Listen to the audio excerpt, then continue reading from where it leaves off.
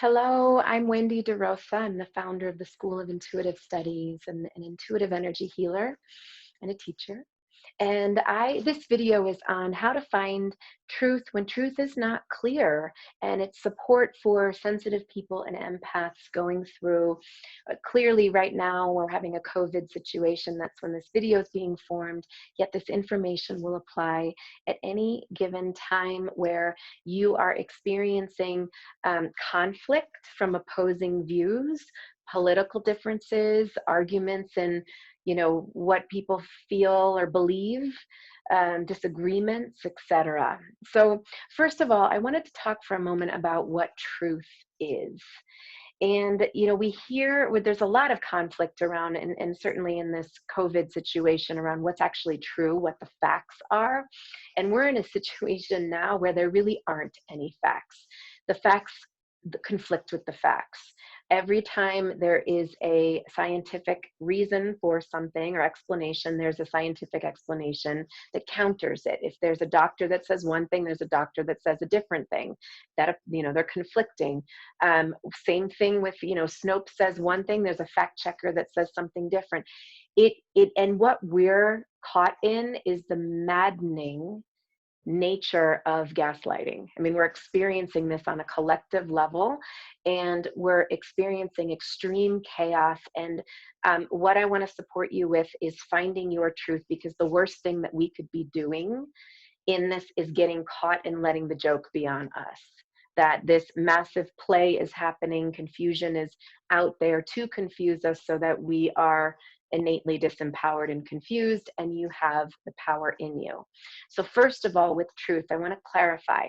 There's universal truth. Universal truth, the sky is blue, a hand is a hand, love is love, breath is breath.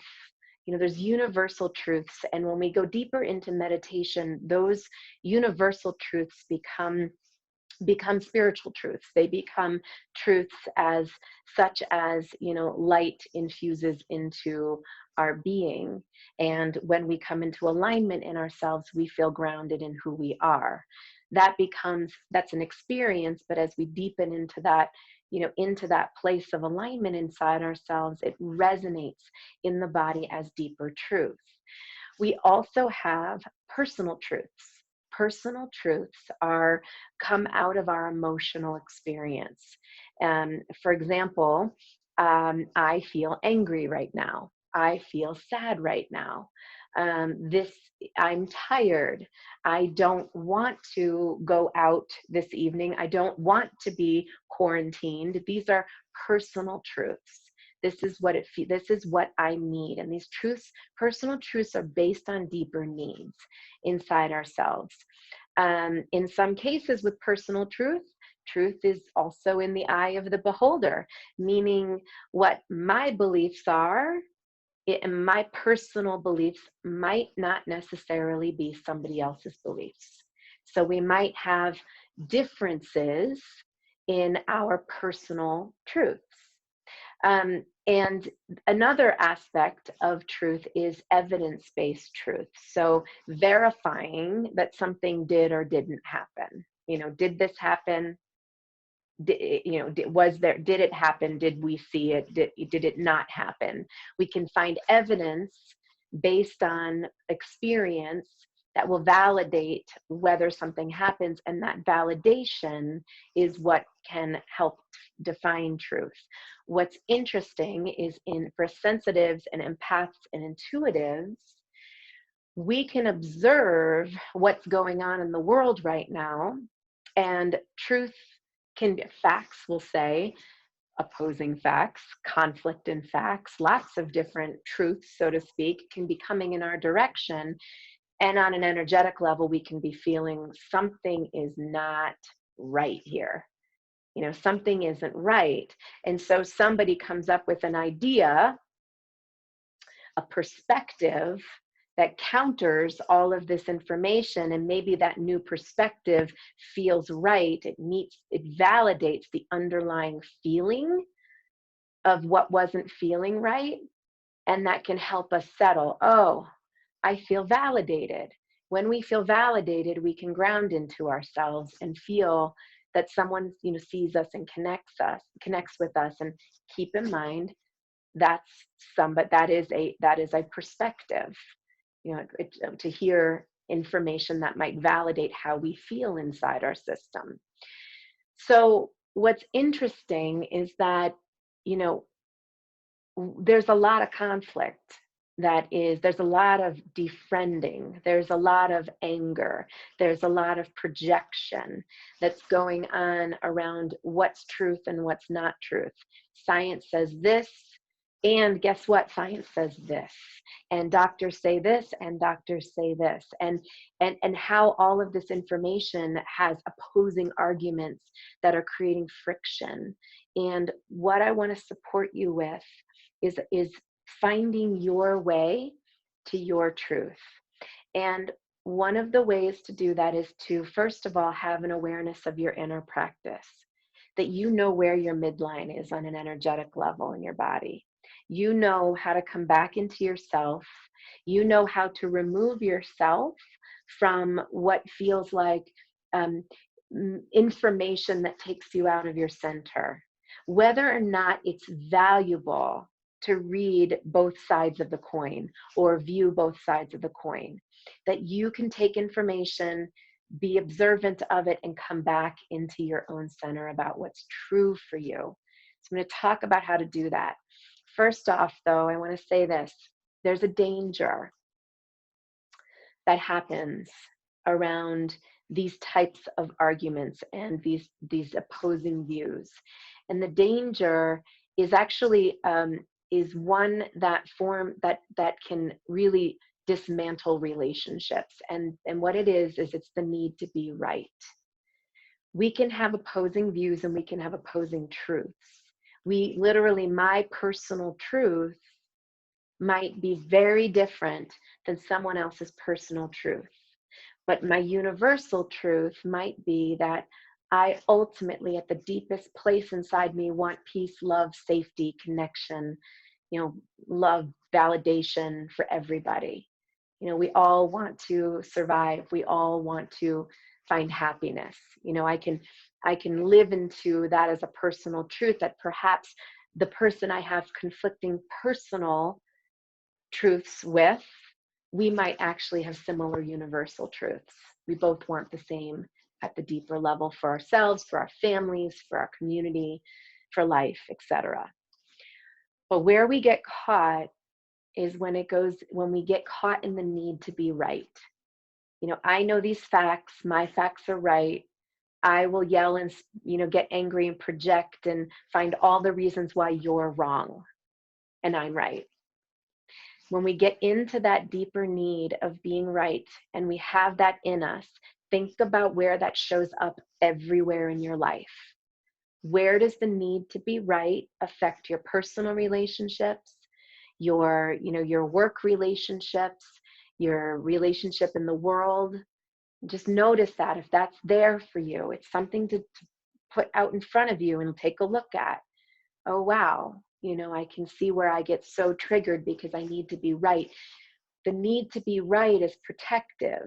It protects us from a deeper fear of vulnerability and perhaps the unknown, and perhaps feelings of helplessness or hopelessness or uncertainty. Those are vulnerable places to be in and to live in ourselves.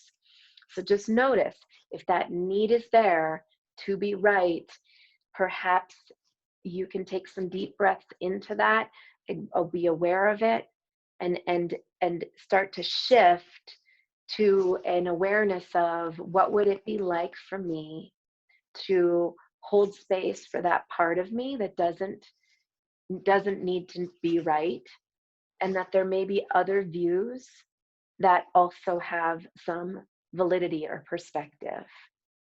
Sometimes when we put ourselves in check, just around that part of us starts to settle something inside. So first of all, I want to give you some practices to work with here, because whether the need to be right is there or not, as a sensitive, empathic, intuitive human being, there can be such intensity that comes when there is conflict everywhere. I mean, in the news, politically, in medical and science and home life and schooling. What do we send our kids to school? Do we not? What do we do? All of that. It can be very derailing. It can be very dysregulating to your nervous system, to your mind, to your state of being.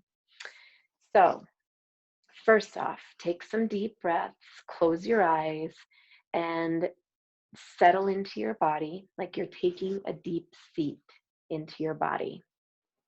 Breathe into that. And then what we're going to do is we're going to envision grounding yourself. You can ground yourself by imagining your feet are embedding into soil. Or you can ground yourself by envisioning this beautiful grounding cord like a tree trunk snug to your hips, going down through the layers of the earth, and you are sitting down into it. It's a force in itself.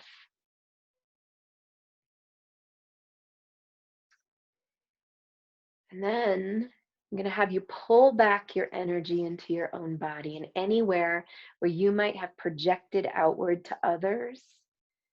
And maybe this isn't resonating. Maybe that's not what you're noticing for yourself, but just in this moment, wherever you might have projected outward or given your power away, call your energy back into your center.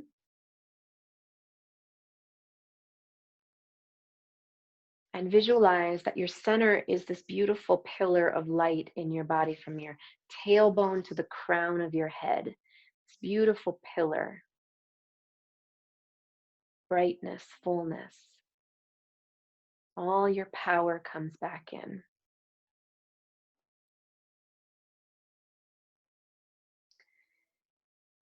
And take some deep breaths into the awareness that no one is right here.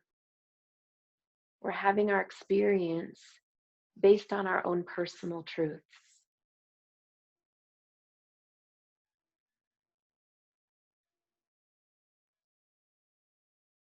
We have personal truths based on our history, our deeper need, our life experience, and ultimately based on what keeps us safe, which might come out of times in our lives when we didn't feel safe. When we don't feel safe, the body goes into, and the mind and the consciousness goes into all different ways of coping with that. Some of that might mean having strong opinions, controlling, feeling out of control, all from this deeper feeling of not feeling safe. So deep breath and just imagine you're going to sit down in your body with your power called in and your central channel, your pillar of light very strong, with the words, I am safe. I am safe. Safe in my body.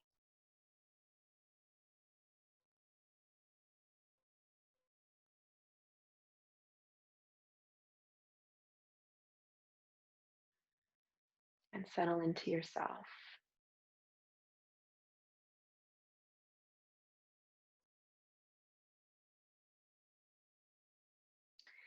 And then we're going to ask for some light around you, beautiful light around your entire body.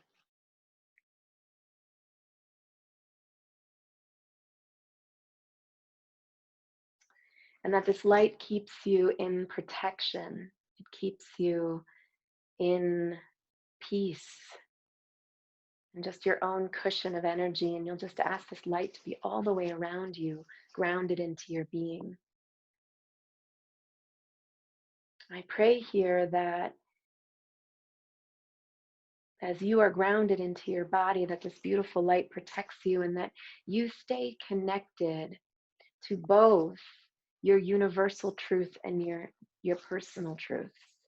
Universal truth being the deeper, the truth with the capital T, the deeper truth in you. I am here, I am powerful, I love, I want peace, I want joy, I want happiness, I want connection, I have inspiration. and that you're also honoring your personal truths. What do you need to feel safe? What do you need to have joy, to stay connected to yourself? And so I hope this meditation supports you and helps you. So I have a couple more things to say here, um, and to tell you about an offering that I have coming. But I want you to keep in mind something. If you're a sensitive, if you're an intuitive and an empath, and you've been in tuned with um, the collective, and you've been attuned to the bigger question of sort of what's happening on the planet and why is this happening, and why is a virus surfacing, and what is the meaning behind all of this. Intuitives and empaths and clairvoyance and all different aspects of intuitives do tune in to that information and see the bigger purpose or the reason. I watched this video, this beautiful video by Robin Sharma, who's an executive coach. He's written the 5 a.m. Club, and he said this statement, and I rewinded the video several times to watch it. And the statement said, "Every visionary is ridiculed before they are revered." And I rewinded and I read it again. Every visionary is ridiculed before they are revered. And I'm saying this because it takes a lot of courage for you to stay in your truth. No matter what everybody else is saying, no matter what the viewpoints are, no matter what the facts are saying, no matter what the science is saying, it takes a lot of courage to stay in that truth. And that when we, as intuitives and empaths and insightful people and visionaries, when we stay centered in that truth, we start to see over time that evidence does start to surface. The reality does start to change. You start to see, and I've done this countless times in myself, I've spoken and then got persecuted for speaking. And then 2 weeks later, the truth, like what I said, happens. That happens to me as an intuitive all the time. And the guts it takes to stay centered in your truth it's a growth edge. It's part of being someone who has that gift of being able to be in tuned with the world. So I want to give you connection for that. If that's what you're experiencing, it certainly is something I experience. So I want you to know you're not alone in that. I also want to tell you that, at the end of this month in May, I'm going to be offering a retreat with the Shift Network, and it's an energy healing retreat for empaths and sensitive beings to go into a deep dive process virtually. So we're doing a virtual retreat. It's the first one the Shift Network has ever hosted. I'm hosting it, and I'm very excited. And we're starting on May 27th, and so Friday and Saturday and Sunday. We'll start on the 27th with a opening orientation, and then Friday, Saturday, and Sunday we're going into deep dive clearings for sensitives and empaths during this time of COVID and what you might be experiencing in your energy body, but also deep clearing work to help you anchor more powerfully into yourself as a sensitive and in-tuned being in the world. I believe, and I know other people have said this too, but I certainly believe that we are in a time where we're forced to ground and get connected to ourselves, which means we're forced to uncover this part of ourselves that's in us. The sensitive, the empath, the intuitive, the very strong, the seer, the very strong, empowered being. And so this work is to support you in being an empowered empath in the world, but it means we have to do some clearing work to feel that power inside. Um, so I will post the link, and I would love for you to join me in this online virtual retreat with the Shift Network. I'm very excited, and I'll be hosting a Q&A call, which is going to be coming up next Wednesday. It's going to be on the 20th, Wednesday the 20th, and I'd love to invite you to that Q&A, and I can answer questions about the upcoming virtual retreat. Thank you so much, everyone. I hope this video was supportive to you, and I look forward to connecting soon. Thank you. Bye.